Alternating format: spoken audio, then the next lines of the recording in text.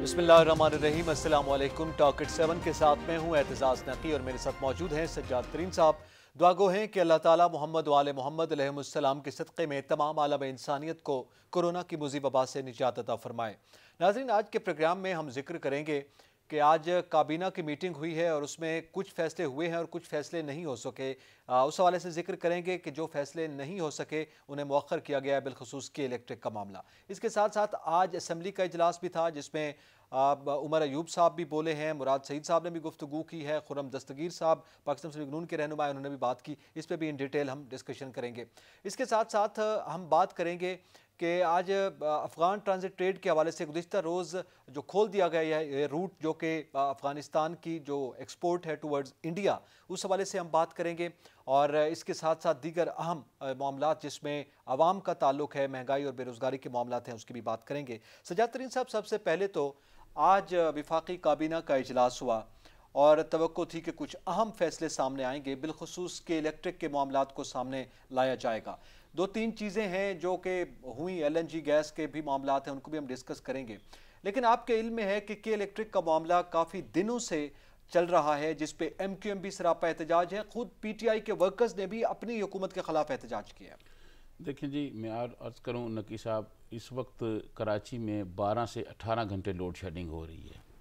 और जब के इलेक्ट्रिक की निजीकारी की जा रही थी उस वक्त पीपल्स पार्टी और मुस्लिम लीग नून भी अपोजिशन में थी। मुशर्रफ का ज़माना था, तो बहुत उसमें शोर मचाया जा रहा था कि जी इसको कि निजकारी इसकी ना की जाए। उन्होंने निजकारी करने के बाद अब आवाम को, पूरी कराची की जो आवाम है, 2-2.5 करोड़ का वही शहर है, और वो के इलेक्ट्रिक रहमो करम पर छोड़ दिया है। और सूरत हाल ये है कि आवाम वहाँ बहुत परेशान हैं, बिजली नहीं मिल रही और उसका कोई इंतज़ाम भी नहीं किया जाए। गवर्नर साहब ने ये कहा कि जी गैर एलानिया लोड शेडिंग नहीं होगी, गवर्नर साहब की बात किसी ने नहीं मानी। फिर असद उमर साहब वहाँ गए थे, उनकी भी बात नहीं मानी। आज कैबिनेट में भी कोई फ़ैसला नहीं हो सका इसके बारे में कि क्या करना है, कराची की आवाम को कैसे बचाना है इस लोड शेडिंग के अजाब से। बल्कि मैं समझता हूँ कि उसमें तो ये आया था कि टैरिफ में इजाफा कर दिया जाए। बिल्कुल, ये मामलात भी सामने है, इसको भी डिस्कस करते हैं। हमें ज्वाइन किया पाकिस्तान तहरीक इंसाफ की रहनुमा अंदलीब अब्बास साहबा ने। बहुत शुक्रिया अंदलीब अब्बास साहबा वक्त देने का। हम आपसे ये जानना चाहेंगे कि आज भी वफाकी काबीना का इजलास हुआ और बिलखसूस के इलेक्ट्रिक के मामले पर कुछ अहम फैसले की तवक्को थी, लेकिन ये इल्तवा का शिकार हो गया और अभी तक हमें फ़कत इल्ज़ाम तराशियाँ नज़र आ रही हैं। क्या हुकूमत के बस से बाहर हो चुका है ये मामला? नहीं, मेरा ख्याल है कि इस पे तो काफ़ी प्रोग्रेस हुई है और जो पिछले हफ्ते सारी दोनों डेलीगेशंस मिली हैं उसमें फैसले हुए हैं, उसमें गैस में इजाफा। लेकिन एकदम तो नहीं ये सारा ठीक होगा, क्योंकि आपको भी पता है कि ये 12 साल से तो मामला चल रहा है और सिंध की हुकूमत भी मरकज में रही है और नून लीग की हुकूमत भी मरकज में रही है। असल प्रॉब्लम तो वो अपग्रेडेशन का है, जो उनके CEO ने आके हर टेलीविजन प्रोग्राम में कहा है कि जी इस पे 12 साल में तो कोई काम नहीं हुआ, तो एकदम तो नहीं काम हो सकता ना। तो इसमें जो प्रोग्रेस हुई है, अब हमने तो कहा है कि जब हम अपना फिनिश करेंगे टर्म, तो उस वक्त आप देख लेना कि 12 साल में कितना काम हुआ है और अब कितना काम हुआ है। रिलीफ मिलनी शुरू होगी, गैस हमने प्रोवाइड करती है, लेकिन उनका एक कॉमन डिलीवरी पॉइंट होता है जो ईस्ट कराची से वेस्ट कराची तक पहुंचाने के लिए, जो कि इस्टेब्लिश हो जाना चाहिए था टेक्निकली आज से 6-7 साल पहले। क्योंकि वो नहीं है तो बिजली की तरसील में मसला है। लेकिन ये जो आपके इत्तेहादी MQM वाले हैं, उन्होंने तो आज पार्लियामेंट के सामने बकायदा वहां पर धरना दिया हुआ है। जी बिल्कुल, वो तो ऑब्वियसली अपनी अपनी कॉन्स्टिट्यूंसी में है और वो उसको रिप्रेजेंट करेंगे और उन्होंने सही धरना दिया है। बिकॉज जो के इलेक्ट्रिक का हाल है, देखिए प्राइवेटाइज तो ये हमारी हुकूमत ने तो नहीं किया, या ये हम तो 2 साल से आए हैं। जो प्रॉब्लम चल रहे हैं, हर गर्मियों में आप लोग बैठते हैं और ये प्रॉब्लम है पिछले 12 साल से, तो अब अक्यूमुलेट होके यहाँ तक आ गए हैं और वो लोग तो धरना देने हक है उनका कि जी ये इतने प्रॉब्लम्स हैं। सिंध की गवर्नमेंट जो है वो बिल्कुल, मरकज में भी थी 5 साल, तब भी कुछ नहीं किया। तो ऑब्वियसली हमें टाइम लगेगा, हमने इस पे काम शुरू कर दिया है और इस पे प्रोग्रेस हो रही है। लेकिन ये उमर अयूब साहब तो पिछली गवर्नमेंटों में के साथ रहे हैं ना, जो आज सारे मसाइल बता रहे हैं असम्बली में आके। ये तो काफ लीग के साथ भी रहे हैं, मुशर्रफ के साथ भी रहे हैं, ये तो नवाज शरीफ के साथ भी रहे हैं। तो इनसे पूछा नहीं आपने कि इन्होंने उस वक्त क्यों नहीं परफॉर्म किया? हम तो पूछते हैं, मेरा ख्याल है आपने नेशनल असेंबली में हमारी सारी स्पीचेस सुनी होंगी हमने तो इन सब से पूछा है कि भाई जब तुम लोग वहाँ थे, चाहे ऑपोजिशन में थे या जहाँ भी थे, तो क्या रोल रहा है। और ऑब्वियसली जहाँ हम तो अब यही कह रहे हैं ना कि चलें, हमें आप जज करना जब हमारा टर्म खत्म होगा, और बाकी जो 10 साल पे हैं हमने इस पे काम शुरू किया हुआ है, लेकिन कोई टिच बटन तो नहीं है ना कि दबाएंगे तो एकदम ठीक हो जाएगा। 12 साल का एक वो लैग है, जिसको कहते हैं एक कमी है, वो उसको इतनी जल्दी पूरी नहीं होती।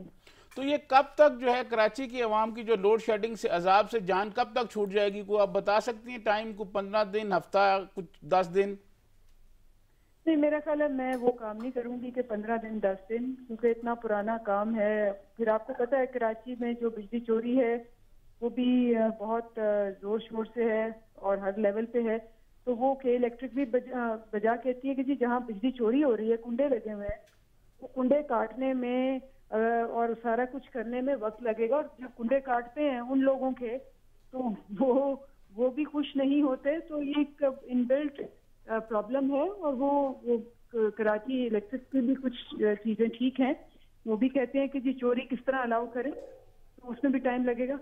दिलीप अब्बास साहब, आपने कहा जब हम टर्म पूरी करेंगे उसके बाद जो है ये मामला वहां तक ठीक हो जाएंगे, तो यकीनी तौर पर एक टाइम फ्रेम तो आपने टर्म एंड तक का दे दिया है, लेकिन उससे पहले आपके इत्तेहादी जिस अंदाज में नाराज हैं उनको भी एतमाद में नहीं लिया जा सका, ये वजूहात जो हैं उनके सामने भी डिस्कस नहीं हो पाई। तो अब आपने कहा तरसील का मामला है, लेकिन आपके इल्म में है कि आपकी हुकूमत जो है वो पहले ही इन कंपनीज की जो एग्रीमेंट्स हैं उनके हवाले से बहुत से एक्शंस ले चुकी हुई है, कोर्ट में उनको ले जाने की और एहतसाब की बात कर रही है।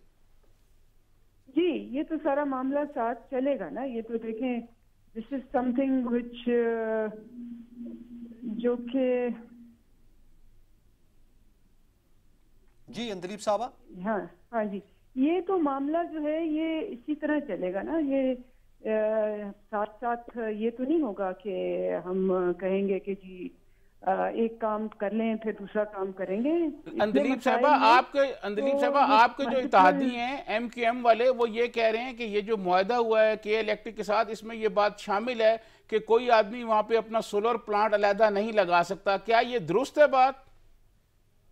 क्या नहीं लगा सकता? जो सोलर के जरिए बिजली हासिल करने के लिए लोग अपने घरों पे प्लांट लगाते हैं छोटे छोटे, वो नहीं लगाए जा सकते। इस के इलेक्ट्रिक के साथ जो मुआहदा हुआ है, MQM वाले ये कहते हैं उसमें ये शामिल है कि कोई भी आदमी कराची में अपना सोलर प्लांट नहीं लगा सकता।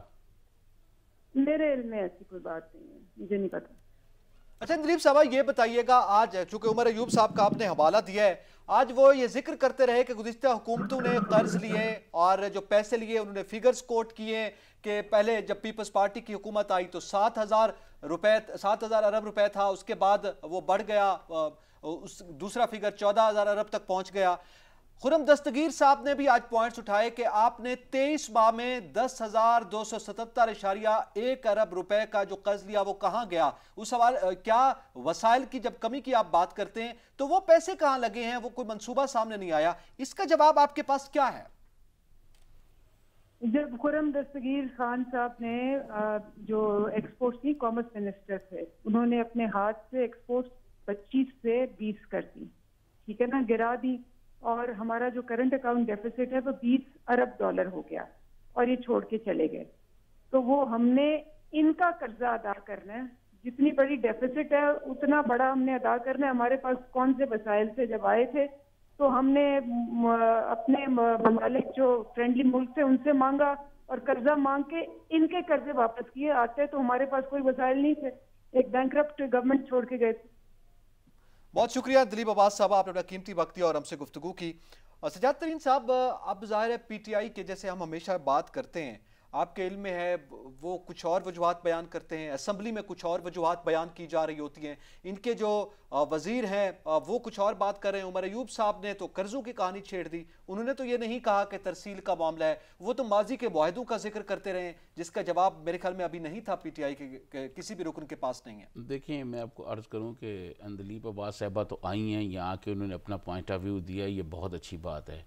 कल की बात यह है कि कल मैंने 2 मिनिस्टर से ये बात की कि आप आएँ और आके अपना पॉइंट ऑफ व्यू दें, लेकिन उन दोनों मिनिस्टर्स ने आकर बात करने से, मीडिया पे बात करने से इनकार कर दिया। वैसे अपनी निजी महफिलों में वो बहुत बातें करते हैं। तो जब मैंने उनको कहा कि आप हमारे प्रोग्राम में आएँ और आके ये अपना पॉइंट ऑफ व्यू दें, ये जो आप हमें बता रहे हैं बंद कमरों में, तो दोनों मिनिस्टर्स ने आने से इनकार कर दिया। सूरत हाल ये है कि पीटीआई की हुकूमत जब आई थी तो इन्होंने करप्शन करप्शन करप्शन का बहुत ढोल बजाया। वो 2 साल तक तो चलती रही सूरत हाल। अब लोग ये चाह रहे हैं गवर्नेंस बेहतर होनी चाहिए, कारकर्दगी बेहतर होनी चाहिए। अगर कारकर्दगी बेहतर नहीं होगी तो मैं समझता हूँ मामला आगे नहीं बढ़ सकते। आप ये देखें कि आज भी के इलेक्ट्रिक का जो मामला है वो कैबिनेट में गया है, लेकिन वो जुमेरात तक मुलतवी हो गया है, उसका कोई डिसीजन नहीं किया गया। बल्कि मैं समझता हूँ कि उसमें ये कहा गया है कि जी टैरिफ बढ़ा दिया जाए, लेकिन असद उमर साहब और एमक्यूएम के अमीनुल हक जो हैं उन्होंने मुखालफत की और टैरिफ नहीं बढ़ाया गया। अब ये देखें कि एक तरफ लोगों को बिजली नहीं मिल रही, दूसरी 18-18 घंटे लोड शेडिंग हो रही है, लेकिन टैरिफ बढ़ाने की तजवीज़ जो आ रही है कि जी उनको फ़ायदा पहुंचाएं कंपनियों को, मैं समझता हूँ उन कंपनियों का एहतसाब होना चाहिए। प्राइम मिनिस्टर ने ये कहा था कि आईपीपीसी का केस जो है वो नैब को दिया जाएगा, उनके खिलाफ कार्रवाई होगी। क्या हुआ है देखें, उन किसी कंपनी के खिलाफ कोई कार्रवाई नहीं हुई, कोई हाथ नहीं डाला गया। और ऐसे लग रहा है कि सच्ची बात यह है नकी साहब कि कराची की आवाम को ऐसे लग रहा है जैसे बेयारो मददगार छोड़ दिया गया है, जैसे कल बिलावल भुट्टो ने कहा कि लावारस छोड़ दिया गया है। आप ये देखें कि 18 घंटे और 12 घंटे जब बिजली नहीं होगी शदीद गर्मी में तो लोग क्या करेंगे, जबकि कोरोना है, कोरोना की वजह से बाहर भी नहीं निकल सकते, मुश्किलात हैं, बच्चे हैं, ख़वातीन हैं। तो इस पर मैं समझता हूँ कि प्राइम मिनिस्टर इमरान खान को सारे मामला छोड़कर पहले इस पर तवज्जो देनी चाहिए थी, लेकिन ये भी के इलेक्ट्रिक को भी उसी तरह ले रहे हैं जैसे पेशावर मेट्रो को ले रहे हैं। अच्छा, इसी पर ये वैसे बड़ा अच्छा आपने मुवाजना किया है, लेकिन जो आप मसाइल की सर वजह बता रहे हैं उसमें सिर्फ ये नहीं है कि कोविड-19 की वजह से लोग घर बैठे हैं और सिर्फ बिजली नहीं है और गर्मी की वजह से, बल्कि कराची का आप समझते हैं सूरत हाल को कि बिजली नहीं तो पानी भी नहीं है। पहले ही पानी का एक मसला वहां पे शिद्दत अख्तियार कर चुका है, अब बिजली ना होने की वजह से पानी नहीं है। जब पानी नहीं है तो फिर जिंदगी कैसे आगे बढ़ पाएगी, तो ये एक बड़ा मसला है।